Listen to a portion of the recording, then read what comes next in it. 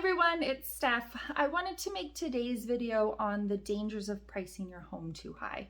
I think that especially in a seller's market, especially a very strong seller's market, there is a temptation to sort of shoot for the moon and just, if we think the price is here, why not just go for here because maybe we'll get lucky.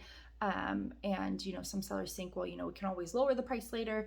Why not? So I'm here to tell you why not and why it's a big risk to price your home too high. So let's say, you have a home and you bring out your agent to sort of do a listing presentation, and the agent lays out all the information and says, based on all this, based on the comps, based on what home prices are doing, we really think 500,000 is a good price. And you decide, well, maybe we'll go for 525. So the first risk is that now you're getting less views, right? So in every price range, you sort of weed out more and more buyers, okay? There's going to be more buyers in the $200,000 to $300,000 range, $300,000 to $350,000, $350,000 to $400,000, and so forth. So the higher you get on price, the less buyers there are. So automatically you are alienating some people, maybe you're losing out on anyone who would have loved the house and had their search set up for 500,000, but now we're at 525, so they're never going to see it. So that's the first risk, is you're just going to get less views automatically. Number two is if you get under contract at the price you wanted, so say 525,000, and the buyer is not paying cash, you run the risk of the appraisal coming in low. And if the buyer is getting a home loan, they might already be stretched to their max, because in this market, a lot of buyers they're already going, a little bit higher than they initially wanted to. They're already sort of stretching what their pre-qual is for. So you can't really assume that the buyer is going to come with the difference. They're going to expect you to lower the price. And if you don't feel obligated to, then that house is going to go back on the market. So appraisal issues are a big concern.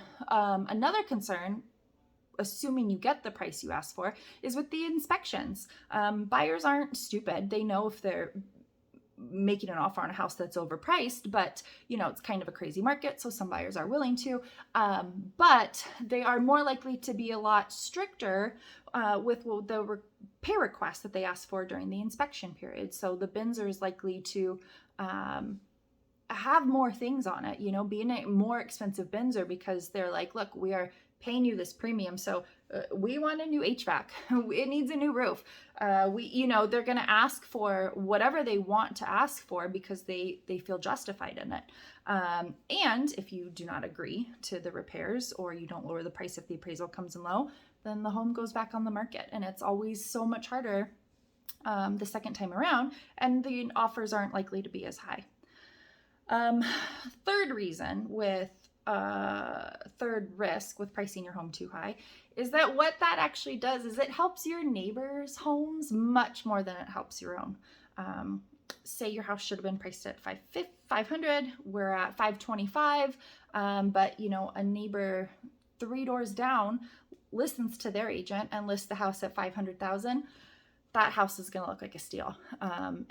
You're just going to help them sell their house faster because it's a lot cheaper. It seems priced fair. And so if it's comparable to your house, then that one's going to be the winner. That one's going to sell even faster. And so you don't want to help.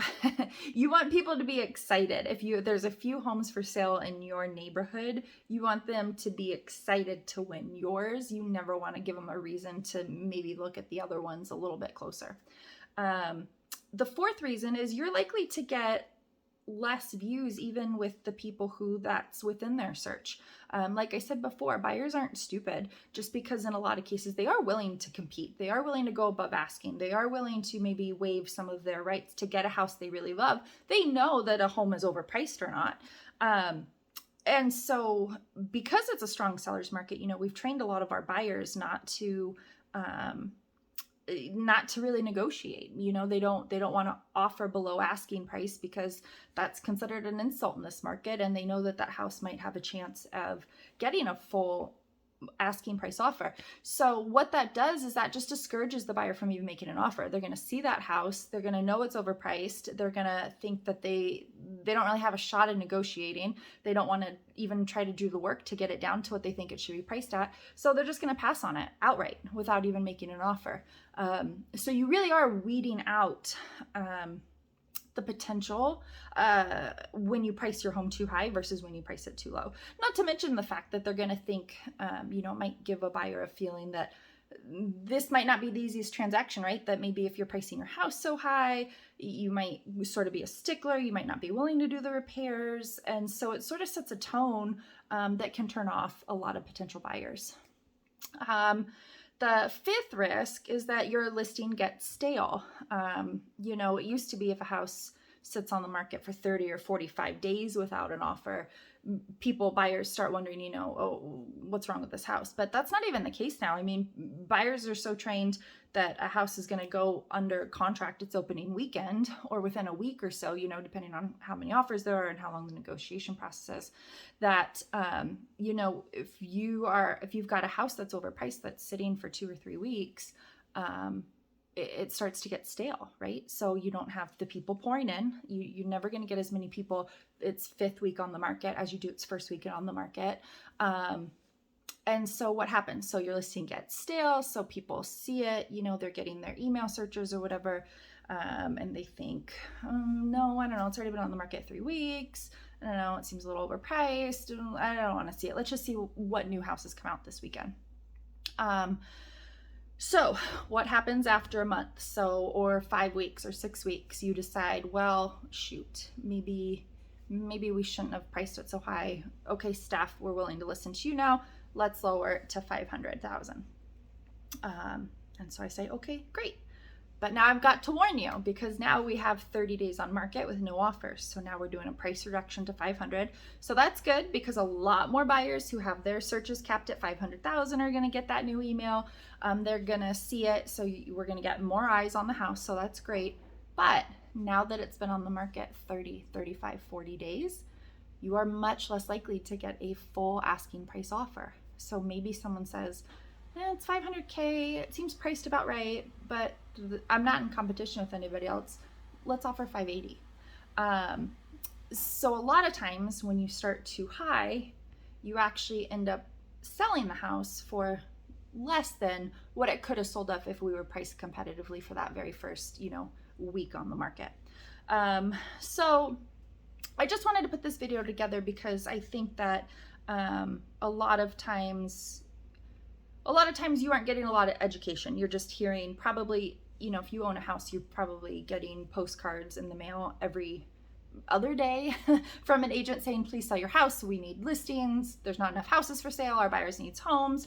And so if you just are hearing that, it can make you feel a little bit overconfident and to maybe take risks that you don't realize the downside to. So at the end of the day, what's most important, if you have an agent who's giving you a price and you don't like that price, or you think you know better than them, then maybe that's not the agent for you, okay? Because if you think that you understand the market more than the person whose whole career it is to understand that market, then maybe something's just not vibing well between you and the agent, and maybe you need to find someone who you do respect and whose opinion you do trust to help you get your house sold for a great price quickly. That's it for today. If you have any questions, comments, concerns, message me, call me, text me. Hope you all have a great rest of your week. Talk soon. Bye.